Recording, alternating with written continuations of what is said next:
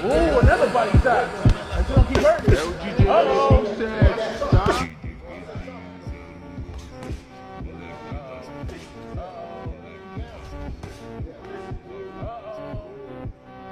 GHB breakdowns. Listen, a lot of y'all gonna be mad at me, but it's fine.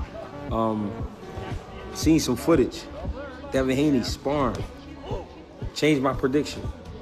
I had Devin Haney winning by decision.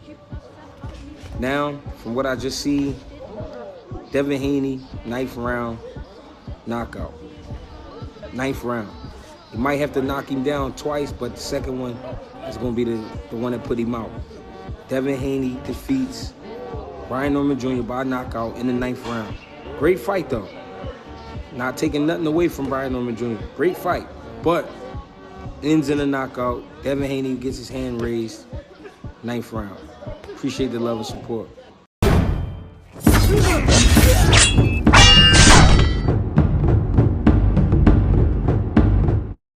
I don't see him as a bigger threat than Giovanni Santillon. I don't see him as a bigger threat than even the Derek Cuevas. I don't see him as a bigger threat than Jen Sasaki. I don't. Because Why? those guys at least had some type of equalizer. They had something to worry about. Power. They had something to worry about. Power. They had something physical to worry about for us to wonder, is it true? Is it real? Is it this? Is it that? You feel what I'm saying? We're not worried about, is the jab real? Are the feet real? We're not worried about that. You feel what I'm saying? You worried about, am I going to get caught with something while I'm in the mix? Is he going to get caught with something while he in the mix in the clinch? Because we do know B can get hit. We do know, I mean, people get caught. That's just the way it go. And that's when the equalizer come in handy and make you, make you act right. Like I just talked about, the 600 degrees. That 600 degrees work on both sides of the fence. So if you in a fight and you ended up getting caught with something, now you in danger. So now you working in extreme temperatures. You working in extreme conditions because now you the one that's hurt. You the one that's off your pivot. You get what I'm saying? So for me, no. For me, I don't see Devin Haney as a bigger threat. No, I don't. Do I see him as a better fighter? Absolutely. Do I see him as a bigger threat? Absolutely not.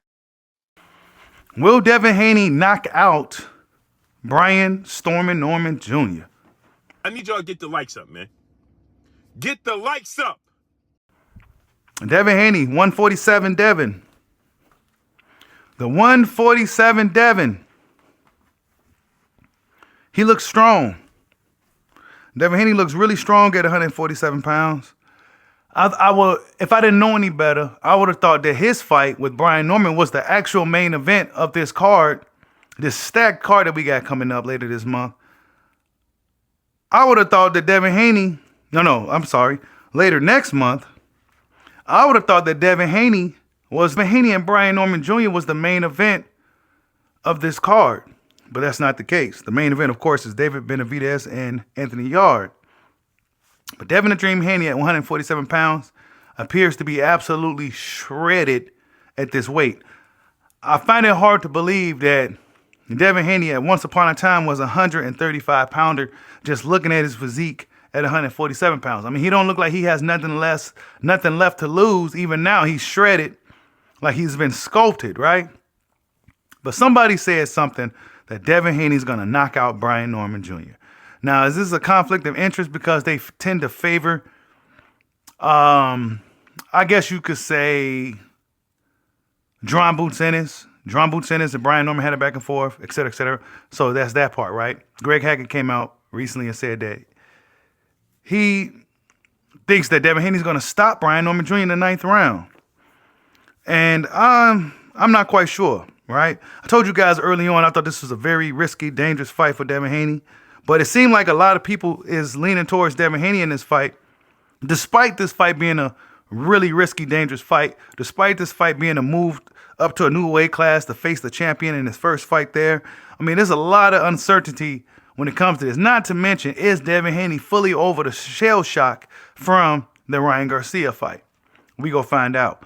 But Devin Haney appears to be really sharp, and then they got leaked sparring footage of Devin Haney. He looks to be really performing well in sparring. I mean, Devin Haney always looks sharp in camp. He always looks good in sparring.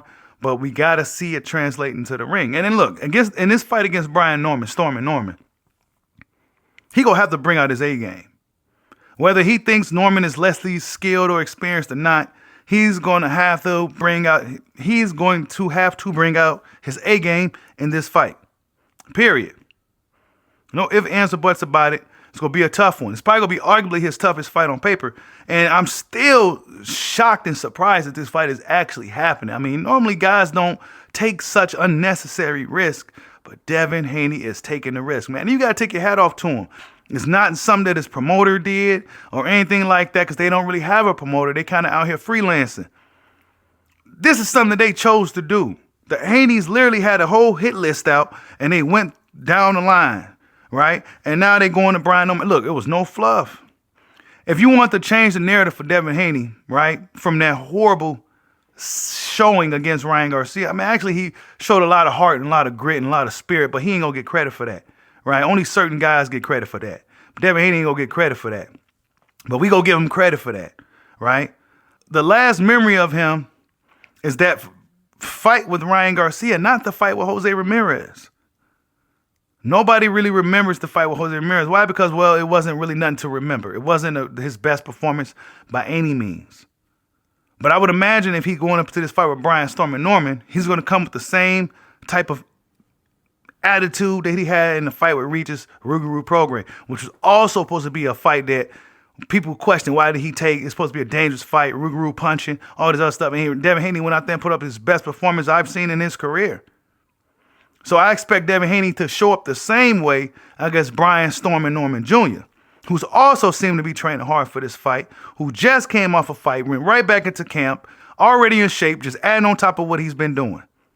I mean, look, man, this is arguably one of the best fights this year on paper outside of Canelo and Crawford. Outside of Canelo Crawford, I mean, name a fight that's more intriguing than Devin Haney and Brian Norman. It's just one of those fights that wasn't built up for us to keep talking about for weeks on end. It kind of just came out of nowhere. They just gave it to us. It came so fast that Brian Norman and his dad, they still like spinning their heads, still spinning like, wait, we actually about to fight Devin? Like, where did this come from? It just happened, right? You got to take your hat off to Devin the Dream Haney, bro. He could be moving like a diva in the sport. Cherry picking, fighting an easy fight, doing exhibition fights. He could be doing all that bullshit and playing games, not fighting. No, he's going right after the toughest guy he can go after, and Brian Norman Jr. Right? I would argue that Brian Norman, from anywhere from 135 to 147, he's one of the toughest guys possibly to beat. That's just based off of what I've seen thus far. He's the youngest champion. Well, was the youngest champion. I think he's the second youngest champion in boxing, but he's looking really strong, right? He's looking really strong, and he's looking really promising. Maybe Devin Haney's trying to jump on him now before he gets better, right? Whatever the case, this fight is happening. 147, Devin is here. He's looking shredded. I do not see him going back down to 140, 135, or any of these small weight classes that's almost barren wastelands at this point. 140 is still really solid. 135 is starting to become a barren wasteland. 147 was turning into a barren wasteland, but I think with the new guys coming up from formerly 135ers that transition from 140, coming to 147 will now be the players in that division. So, yeah, man, boxing is a lot different than it was 3 years ago. It's crazy how fast this sport's changed in a 3 year time. Just 3 years time. It's a good thing. It's a really good thing. And then not to mention the card itself is just stacked from top to bottom. It's another one of those special days where you have to set everything aside and let it be strictly for boxing. But boxing wins at the end of the day of this fight. I still do not have a winner as to who's going to win this fight. I'm a fan of both dudes. I'm a big fan of the Haneys, you guys know. But, I mean, look, man, looking at this thing objectively, I don't know who's going to win. One side of me say Brian Norman is a dangerous fight. One mistake could end Devin Haney's night. Then the other side of me say Devin Haney got the experience. He has his bumps and bruises. He had his ups and downs. He was at the top. Then he got knocked down, right? Not all the way down, but you know what I'm saying. Devin Haney was at the top, undisputed champion, youngest undisputed champion, winning there with Ryan. It was a controversial outcome. Nonetheless, Devin Haney is still here, and he's going to be fighting a 147-pound WBO champion and storming Brian Norman Jr. I don't know who's going to win. You got some guys saying that Devin Haney's going to knock him out. You got other guys saying that Brian Norman Jr. storming is going to knock him out. Tell me what you guys think. Like, subscribe, holla at your boy. Peace out.